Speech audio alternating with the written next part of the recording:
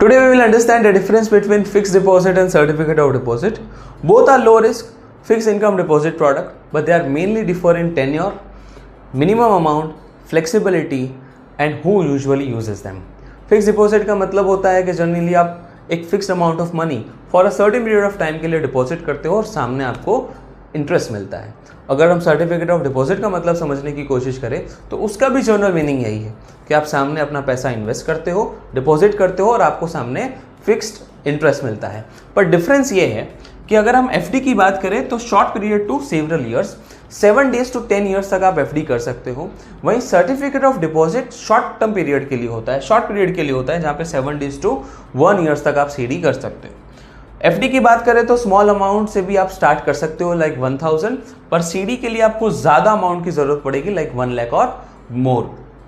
FD की बात करें तो एफडी ज़्यादा फ्लेक्सिबल है. अगर आपको मैच्योरिटी से पहले पैसा विड्रॉ करना है तो you can withdraw by giving some penalty. वहीं अगर सर्टिफिकेट ऑफ डिपॉजिट की बात करें तो ये थोड़ा सा रिजिड होता है. फिक्स डिपॉजिट की बात करें तो you can use as a collateral. अगर आपको लोन वगैरह की रिक्वायरमेंट है तो फिक्स डिपॉजिट को आप कोलेटरल की तरह भी यूज कर सकते हो. वहीं सर्टिफिकेट ऑफ डिपॉजिट में आपको ऐसा कोई भी ऑप्शन मिलता नहीं है. अब किसके लिए है फिक्स डिपॉजिट और certificate of deposit? So fix deposit generally household retail savers के लिए होता है जिनके पास सेविंग्स होती है और वो लॉन्गर पीरियड ऑफ टाइम के लिए इन्वेस्ट करना चाहते हैं.